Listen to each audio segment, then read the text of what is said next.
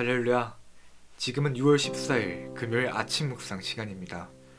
오늘도 말씀으로 하루를 시작하는 모든 분들에게 하나님의 은혜가 가득하기를 소망합니다. 오늘 우리에게 주신 하나님의 말씀은 사도행전 20장 18절부터 21절까지의 말씀입니다. 오매 그들에게 말하되 아시아에 들어온 첫날부터 지금까지 내가 항상 여러분 가운데서 어떻게 행하였는지를 여러분도 아는 바니 곧 모든 겸손과 눈물이며 유대인의 간계로 말미암아 당한 시험을 참고 주를 섬긴 것과 유익한 것은 무엇이든지 공중 앞에서나 각 집에서나 거리낌이 없이 여러분에게 전하여 가르치고 유대인과 헬라인들에게 하나님께 대한 회개와 우리 주 예수 그리스도께 대한 믿음을 증언한 것이라. 아멘. 오늘의 본문은 밀레도에서 바울이 에베소의 장로들에게 한 설교로 고별 설교라고도 불립니다. 바울은 18절부터 21절까지 자신의 과거 사역에 대해 회고하면서 자신이 했던 사역의 방법을 세 가지로 정리하고 있습니다. 먼저 첫 번째로 바울은 겸손으로 일했음을 말하고 있습니다. 겸손에 대해 말할 때 바울은 여러 가지 생각을 했을 것입니다.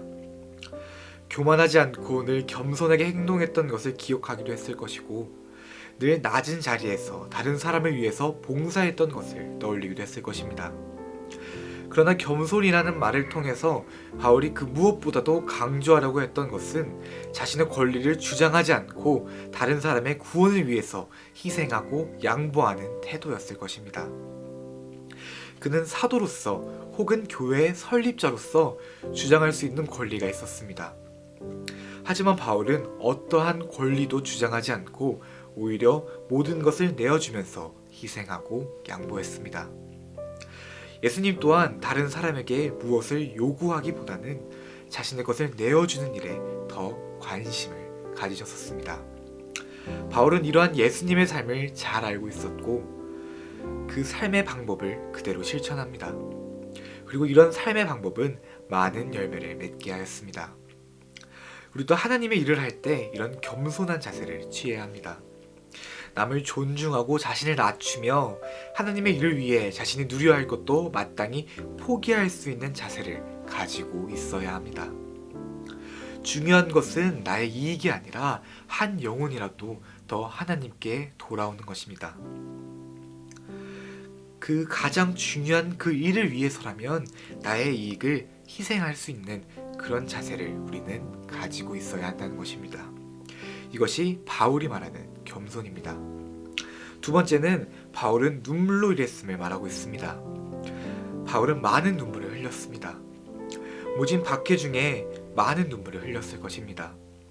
하지만 여기서 말하는 눈물은 그런 고난의 눈물이 아니라 다른 영혼을 위해 흘린 사랑의 눈물입니다. 복음은 한 영혼의 영원한 생명을 결정하는 것이라고도 할 수 있습니다. 복음을 믿는 사람은 영원한 생명을 얻게 되고 믿지 않는 사람은 영원한 멸망을 받게 됩니다. 복음을 믿느냐 믿지 않느냐는 매우 간단한 일로 보이기도 하지만 그 결과는 놀랍기 그지없는 것입니다. 그 결과가 얼마나 놀랍고 엄청난 것인지 알고 있었던 바울은 눈물을 참을 수 없었습니다. 복음을 믿는 사람을 만나면 감격하여 눈물을 흘렸고 믿지 않는 사람을 만나면 안타까워 눈물을 흘렸습니다. 한 사람 한 사람의 영혼에 대한 지극한 사랑이 없었다면 이러한 눈물의 사역을 행할 수 없었을 것입니다. 사랑하는 여러분, 우리는 한 사람 한 사람의 영혼을 얼마나 사랑하고 있습니까? 그 영혼이 구원받는 것에 대하여 우리는 얼마나 감격하고 있습니까? 혹은 믿지 않고 멸망의 길로 빠져드는 영혼들에 대해 우리는 과연 얼마나 큰 안타까움을 가지고 있습니까? 우리가 믿고 정하는 복음은 실로 놀라운 능력이 있고 엄청난 결과를 가져다 줍니다. 사랑하는 신내교회 성도 여러분, 우리는 복음이 얼마나 귀중한 것인지 다시금 인식하고 잃어버리는 영혼에 대한 사랑을 다시 회복해야 합니다. 그럴 때 우리의 눈에서는 바울과 같이 사랑의 눈물이 흐르게 될 것이고 그런 눈물이 한 영혼을 구하는 귀한 열매가 될 것입니다. 마지막으로 바울은 인내로서 일했음을 말하고 있습니다. 우리는 바울의 선교 여행에 대한 이야기를 읽으면서 그가 얼마나 많은 박해를 받았는지 거듭해서 확인하고 있습니다. 바울이 받은 박해는 매우 고통스러운 것이기도 했지만 억울한 것이기도 했습니다.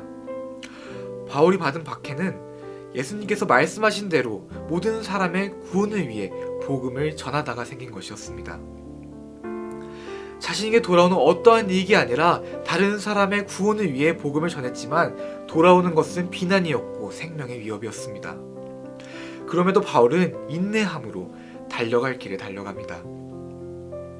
그 어떤 모질고 심한 박해에도 좌절하거나 포기하지 않고 인내함으로 주님께서 가라 하신 그 길을 달려갑니다.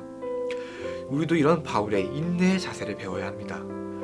복음을 전하는 데 있어서 어떠한 어려움이 있을지 모르겠지만 우리는 예수님께서 전해주신 복음의 결실이 얼마나 중요한지 알기 때문에 이 길을 걷는 것을 포기할 수 없기 때문입니다.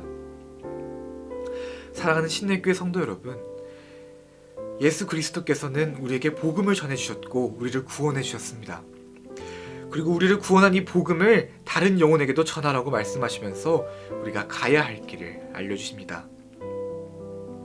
물론 그 길을 걷는다는 것은 쉬운 일이 아닐 것입니다. 하지만 바울은 이 쉽지 않은 길을 겸손과 눈물과 인내로 달려갔음을 우리에게 보여주고 있습니다.